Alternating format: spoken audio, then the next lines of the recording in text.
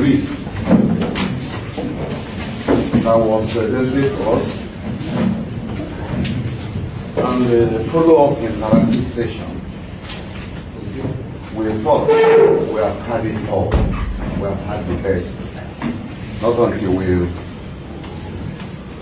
came to this place and also listening to a very well researched, packaged, and professionally delivered brief. Very, very impressive, encompassing, and it covers every, has given the students virtually everything they require to come up with a very wonderful paper. Your presentation covered virtually everything that concerns the objective of our, the theme of our paper.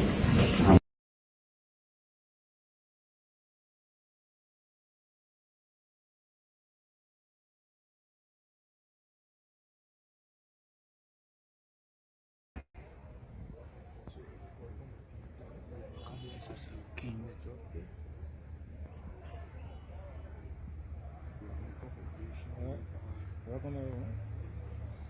We are the conversation with. All right. So, welcome, members of the media industry. We are here in the courtyards at the Temple of Justice.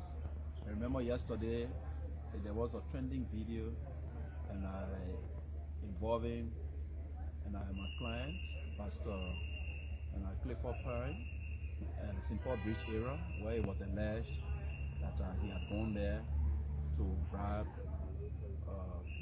DA officers. And that was a scuffle that was between them until we had to know the actual story.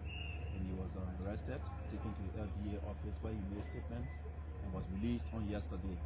So today we have decided to have this conference because we are here.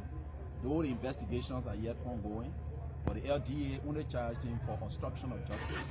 That's what it is, but we are still going through the investigation to prove as to whether he truly obstructed instead of the bribe as being stated out there. So Pastor Clifford is right here. So you can just call on me and then the question to the media. Is the pastor? Yeah. Yes, please. Good morning to everybody. I am Pastor Clifford Payne. It's a pleasure to speak to you this morning. Yeah. So okay. So welcome to Spoon TV and other media institutions. You live here at the grounds of the Temple of Justice. Yesterday there was video circulating on the internet that linked you to some alleged bribe that you are going to the LDA to have some family members released, who were involved in some unjust activity. Can you give us an insight and details of what occurred at the LDA and the office? Thank you so much. So firstly, the LDA didn't charge me for bribery. I was charged for obstruction of justice. So this gone Monday, upon hearing the news that this suspect in question, who is a family member, and was taken to the court, I went there in my capacity as a family member, not in any capacity related or within ties with the office of the Vice President, neither the office of the Second Lady. I went there in connection as a family member. So when I got there, he has already been taken in the custody of the court, and I was right outside, and upon hearing some unverified news that some members of the DEA were in the habit of collecting bribes and even requesting for additional payments, as a family member, I decided to confront the commander and to ask, to inquire whether the statement was true. It was true that the scuffle unfolded. Who is this family member? What's the name of the family member? What the situation was like? So this family member in question is a suspect of drugs, and he is an extended family member to me. His name? Joel Sewa. So when was he caught? What was he caught with, and what the situation was like before your interventions? So according to the DEA, he's a suspect of drugs. Yeah. what kind of trust recording with her? No, I can't speak to that because. Okay, and the DEA said that you went and spoke to one of the South branch. Yeah, so upon hearing the information, he's a family member. I never went there in the capacity as a member of the office of the vice president. I went there in the capacity as a family member trying to identify with a family member. When I got there, I went there to identify with him and to allow the law take it full course. So what happened there? When you went you got implicated. Nothing happened there, absolutely nothing. I just no went discussion. there. No, not at all. I just went there to identify with him and then left. Identify. It was on Monday that I confronted the DEA commander upon hearing unverified information that some members of the DEA were collecting bribes on this issue. But you Knowing fully well that bribe or drugs issue is non-billable. So upon that, confronting with the unverified information, that was how the scuffle unfolded. So what really happened yesterday before they start to bounce on you? So basically, when I asked the question to know whether just to inquire, it was when the DEA commander asked members of the DEA to arrest me. So in that process, I tried to distance myself from the media, then the forcefully took ID cards and took other stuff from me and tried to handcuff me. So it was in the process of getting me.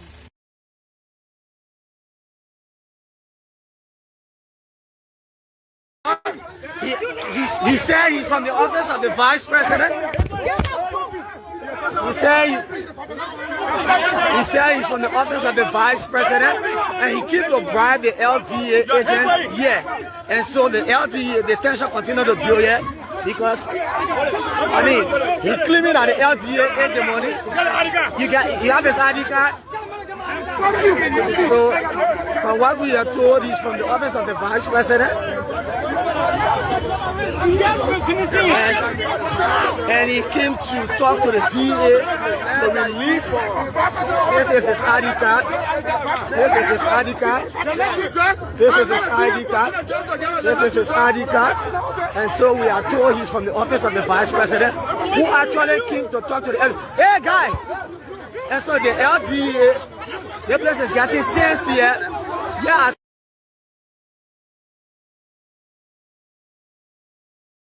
Is here at the Temple of Justice and with the mother of an 8-year-old alleged rape victim who has an issue concerning her daughter. Can you explain? First, they call your name. I'm Naomi Tambi. Okay, tell us. I'm Naomi Tambi for the GSA Road. My daughter attending Faith Mission Christian System School in GSA Road, Rehab. A big blue building in fence.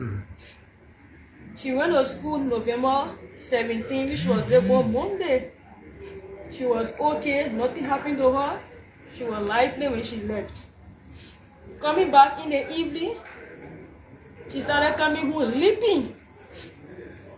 So when she came in, I asked her, what happened? She said nothing. But she leaping. She walking, she feeling pain. I said, because she high, so I thought maybe she not do something to the school or teacher or be her. Or maybe she not follow someone small friend.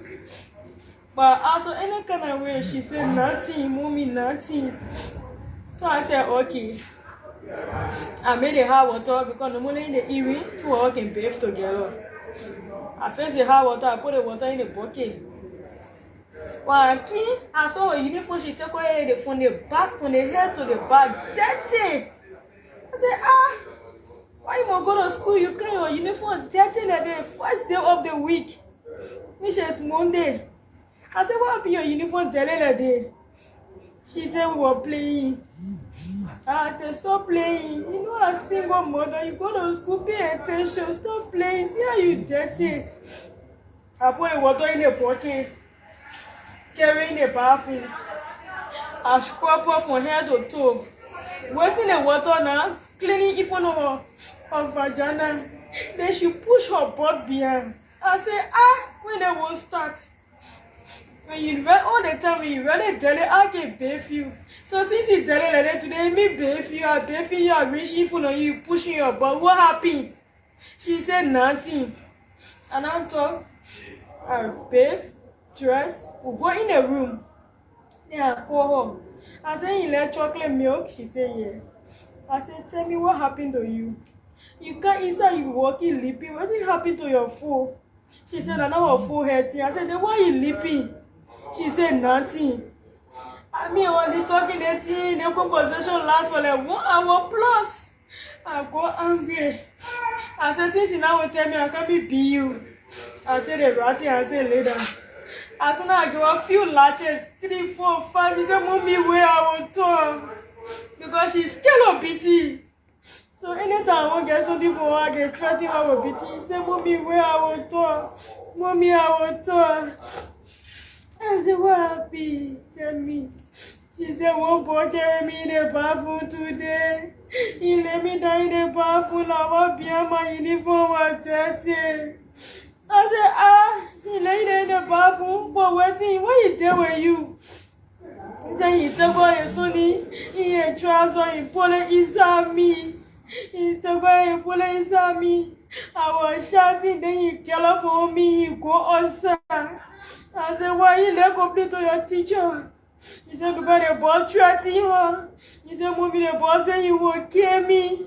And then in the night when we were sleeping, you will come burn the house here. Now the reason why I won't tell you. Now I tell you, I call Mona. I said, I didn't help you. In the morning, because I was late. On Tuesday, I came out to the school. I said, I didn't happen to my daughter. I will go to the police station. Now, Pastor Pan and Mistress Pan, the mother and the father of the school, they begged me. They said, no, now we handle the case. Now we see the person that did the act. I said, all right. Now, calm down. Then, when all of men in the school are teaching the children, they call him Mr. May. Mr. May said, where I will get the person. Why she said the boy in 5th grade in the school, I will get him. Now the man went. After he canceled her, he talked to her, he pet her, she was free because she was scared. When they reached the 5th grade class, she started treating me. She said she won't go inside. They may have to pet her. They put the boys there outside one by one. Now they 1 year, she said no. Now the other person, she said no. The last person came, which is the boy came. My daughter started crying. What is the name? Your name Lincoln Charles in 5th grade. My daughter started crying. How old is he? In 15 years. She started crying. She said she won't talk. Mommy, I won't talk. The boy said he won't kill me. I won't talk. I said, I beg you, talk. Nobody will do nothing to you. I hear. Nobody will do nothing to you. Now they call the boy outside. They asked him, he denied it. They asked him, he denied it. Now the people say, okay, now they involve the parents. They ask him, what your pa and your man need? And no more. He said, he get it, like only his grandmother.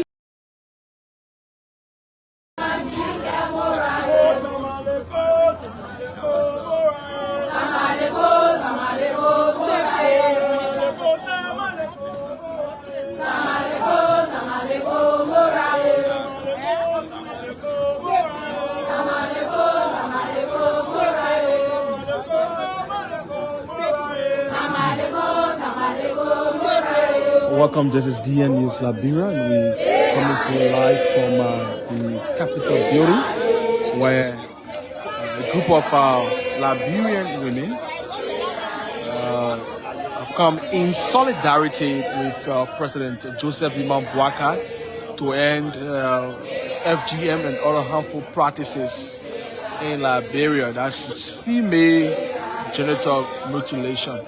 As you know, quite recently at the United Nations General Assembly, President Joseph Liman Boakai announced that his government is going to ensure that harmful practices against women are abolished in the country, and that was actualized upon his return to the country, where he sent a bill to bring a complete halt to female genital mutilation in the country.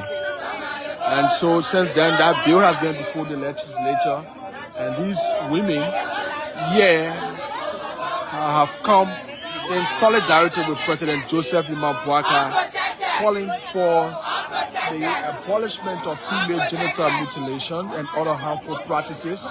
As you know, the Liberia for a long time have practiced the Sonnet and plural societies have been teaching young girls and young men about tradition, but it is being widely reported, especially by individuals or young girls who've gone through the practice of the Sonnet society. They've said that and at those traditional schools, women catering are caught up, and some way, somehow, some of them believe that reduces sexual appetite of those women. And also, other accounts say it is intended to train them how to grow up as young girls in the country. But these women, along with President Joseph Boakai and other women, have been campaigning for the end of those things, those practices. And there are some concern that if a girl decides to go to the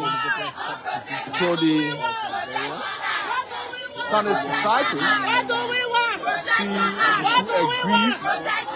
she should agree maybe at the age of 18 years of age to go to the Sonnet society. There are different views or diverse views on this entire thing. There are the Speaker of the House of the National Legislature is written himself came here to receive these women. So the speaker is here to receive this petition. The speaker is here We are unprotected. We are unprotected. What do we want? What do we want? That's a problem. Press, can you get no, you get that's really savage. She don't want to read it. No, we get space now. Let her go read it too. Can we get it back? Well, let me get up please. Can we have it quiet? Good morning.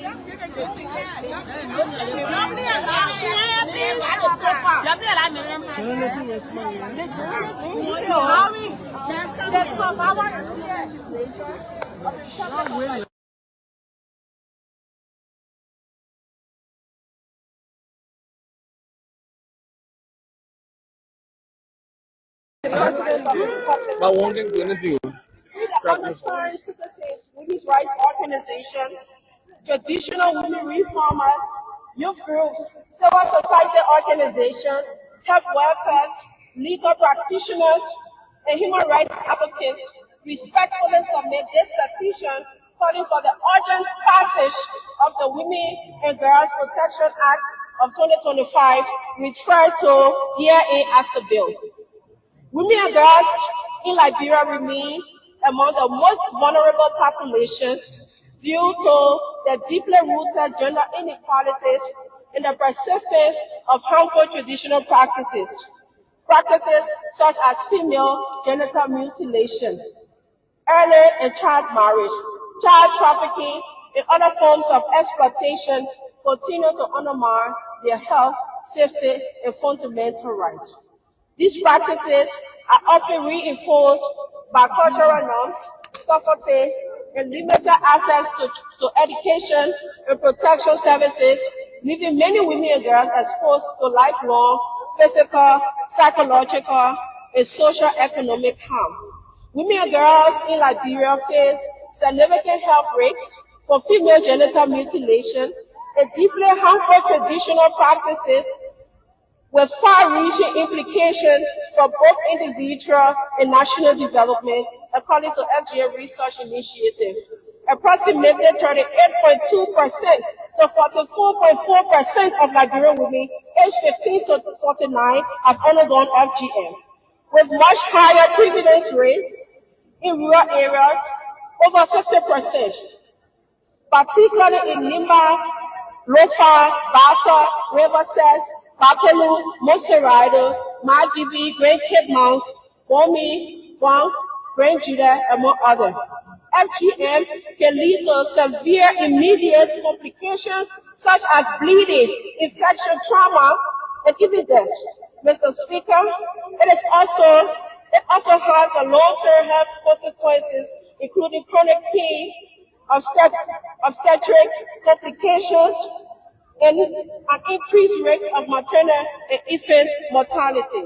These health burdens not only undermine the physical and mental well-being of women, but also strain Liberia's health system, reduce women's economic productivity, and hinder broader national development goals. While the Sane Society is one of Liberia's most enduring traditional institutions, certain practices associated with it, such as female genital mutilation, pose serious health risks and violate the rights of women and girls.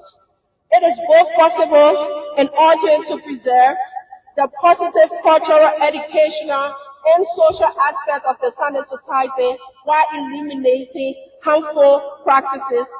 Such reform will safeguard the well-being of women and girls, strengthen communities, and ensure that Liberian traditions evolve in line with human rights standards. This bill is essential for protecting the well-being, dignity, bodily integrity, and constitutional rights of women and girls across Liberia. The Constitution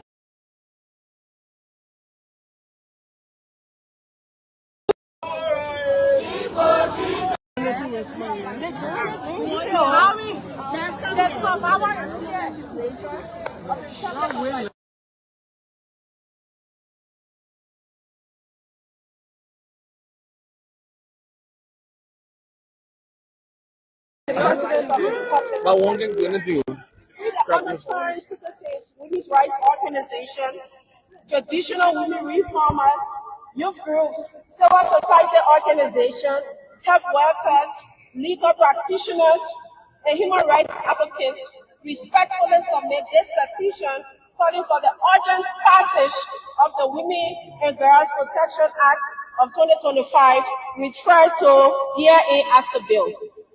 Women and girls in Liberia remain among the most vulnerable populations due to the deeply rooted gender inequalities and the persistence of harmful traditional practices such as female genital mutilation, early and child marriage, child trafficking, and other forms of exploitation continue to undermine their health, safety, and fundamental rights. These practices are often reinforced by cultural norms, poverty, and limited access to education and protection services, leaving many women and girls exposed to lifelong physical, psychological, and socio-economic harm. Women and girls in Liberia face significant health risks for female genital mutilation and deeply harmful traditional practices with far-reaching implications. You see that executive mansion? I will turn into a 5-star hotel. I don't need to be in such an elaborate infrastructure. It's been proven that you can run the executive mansion right out of the Ministry of Foreign Affairs.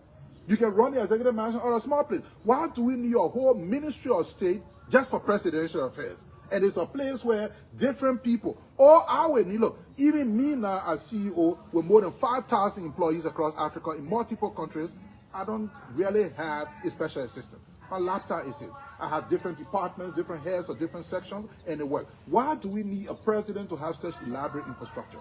The sooner we review this, the better the budget will begin to work for us and for the people. If that doesn't happen, we're always going to have this situation. And that's why we're saying, ladies and gentlemen of the press, people in Radio Land, that we need to change the governance style of our country by changing the people we give power to. Thank you so much.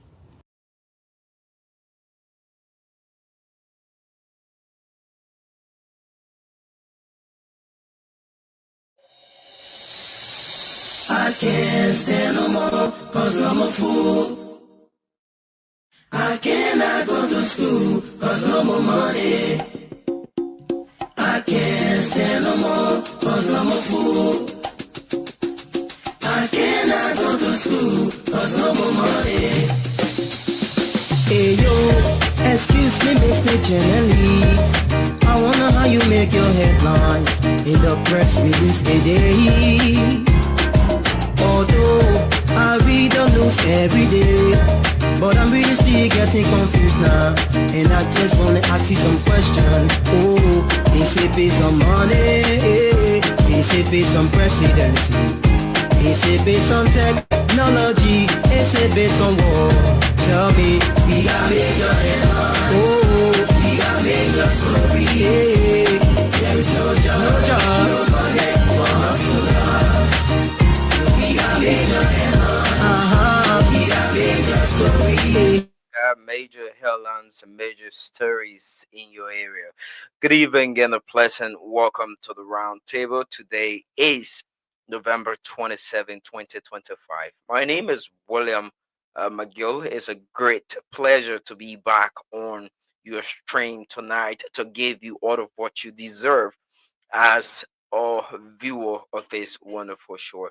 So tonight gonna be fascinating, and we're gonna talk more about our country, Liberia. We're gonna talk more about our continent, Africa as well. And we're gonna be bringing you things that have happened during the course of the day right here on the round table. Again, my name is William McGill. Let's take this break of this music to be right back. How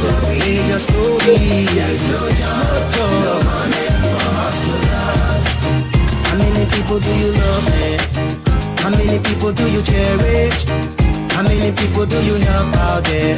Most especially women. No job, no money. No girls, no glory. No help for poor men. That's what we know. How many people do you love? How many people do you cherish? How many people do you help out there? Most especially poor men. No job, no money. No girls, no glory. No help for poor men. That's what we know. We got major headlines. We got major stories. There is no job, no money for hustlers. We got major headlines. We got major stories. There is no job, no money for hustlers.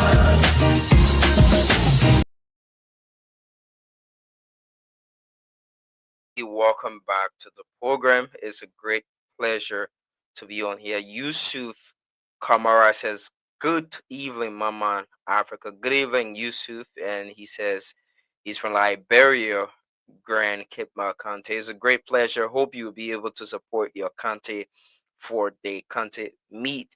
So, what is it we have on our dock on our discussion point tonight? We come in to talk about things that matter the most to our country, Liberia, to our wonderful and beloved country, Liberia. So let's say happy Thanksgiving Day to all of our folks there in the U.S. Mr. Abu is having some busy schedule and won't be able to come on to talk on the program, but basically we say happy Thanksgiving Day. So let's bring a little background of what this day is about for the American people.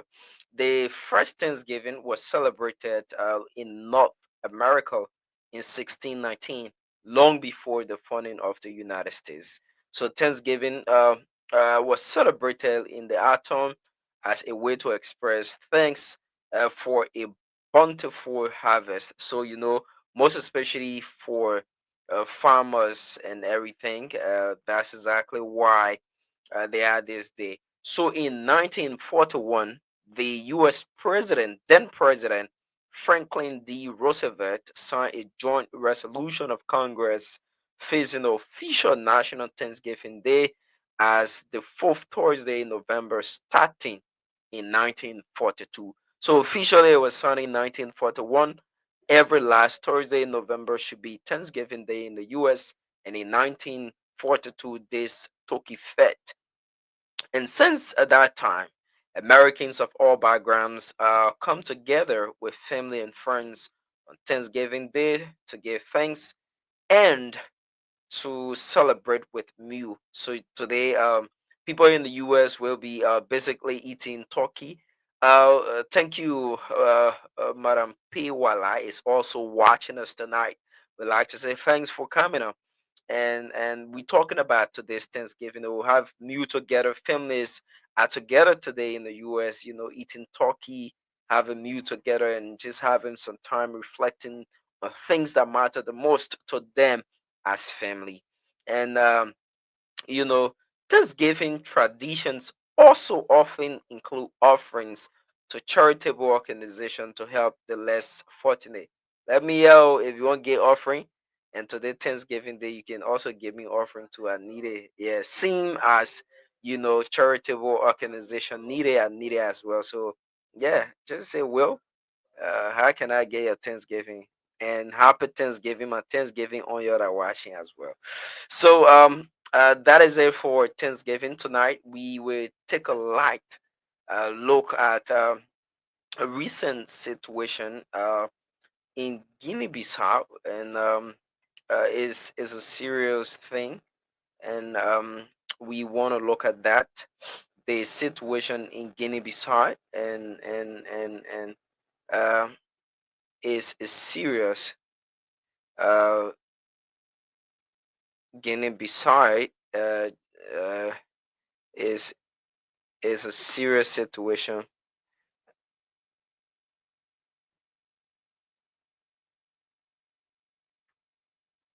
It's a serious situation,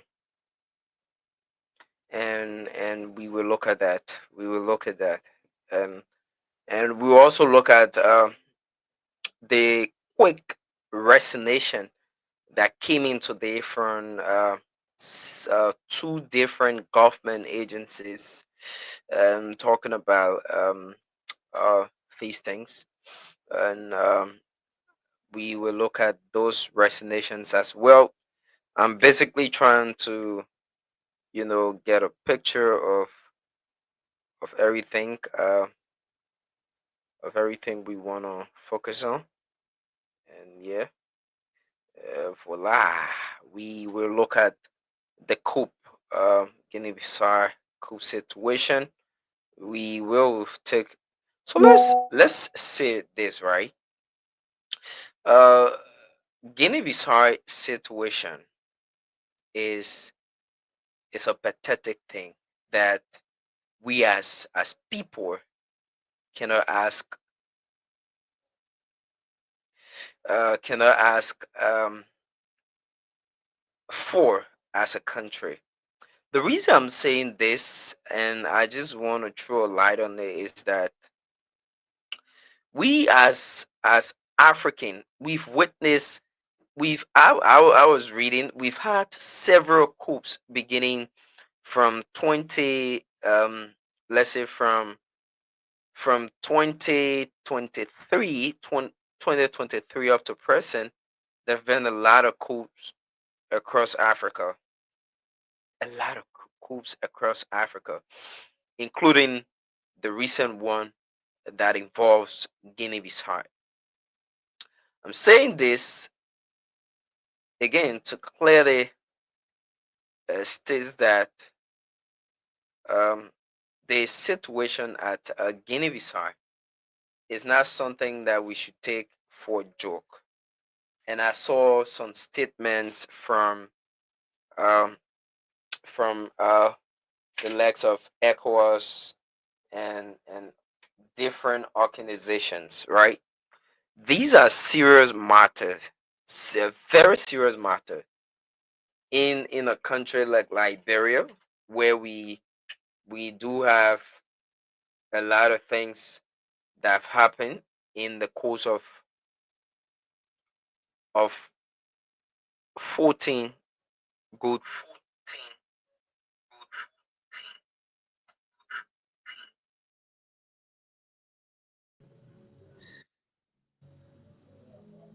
We've had we've had several things happening in the course of 14 years.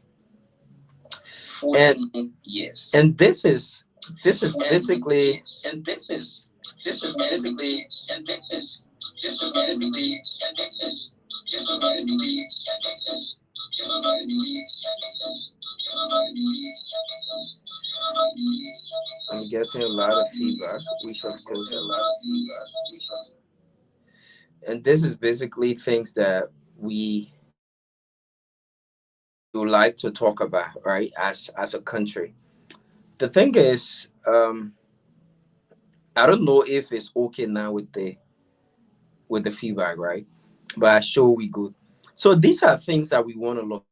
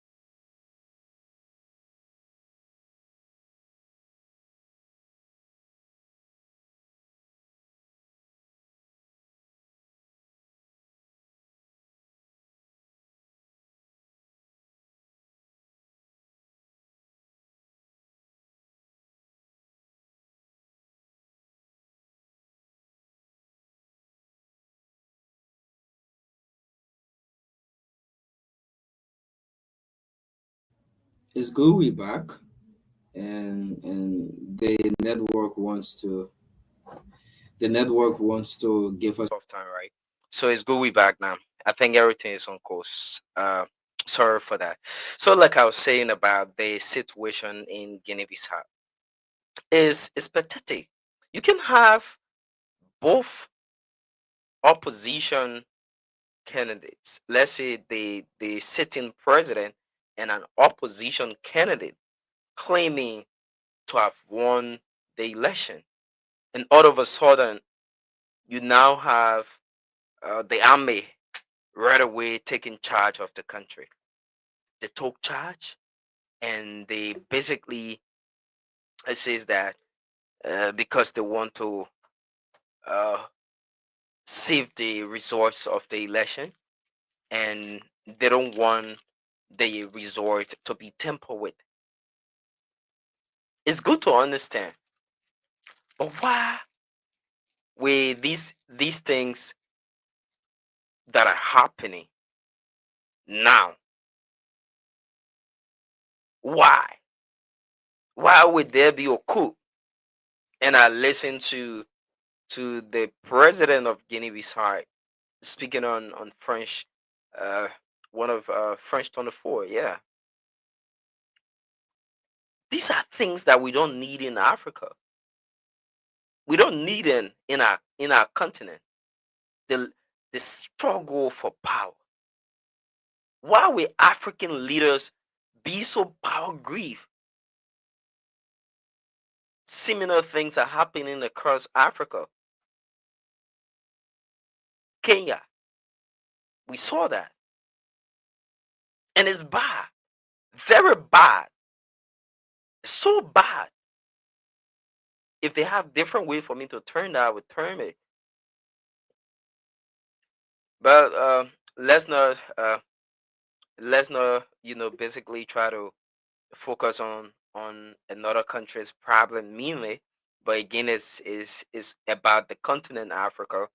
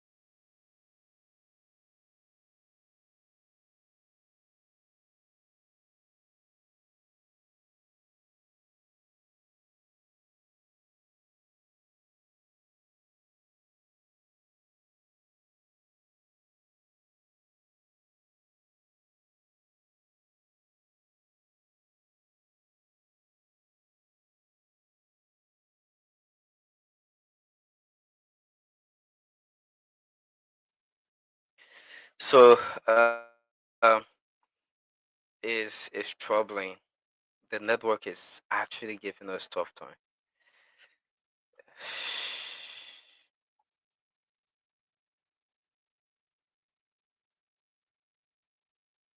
It's giving us tough time.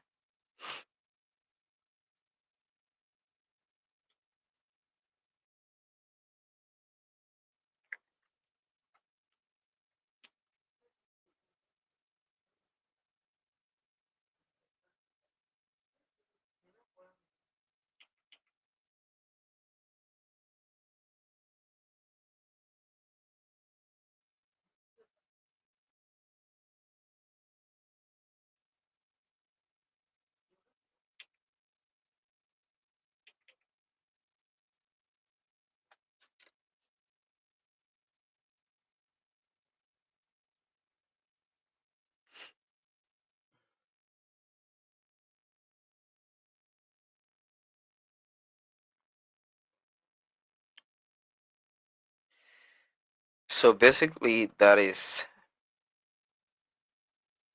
it, and it's so sad. It's so sad for our country. It's so sad for us as people, and it's so sad to know that we won't be able to do anything.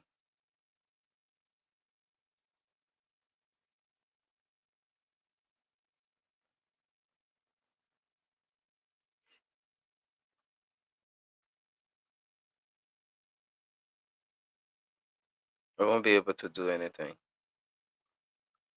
The country, the people, and everything is sad. And yeah, but let's bring you this. Uh,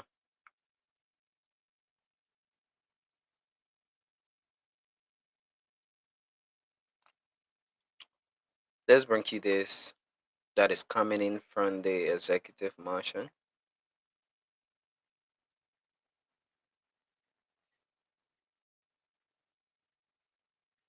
And we will talk about that.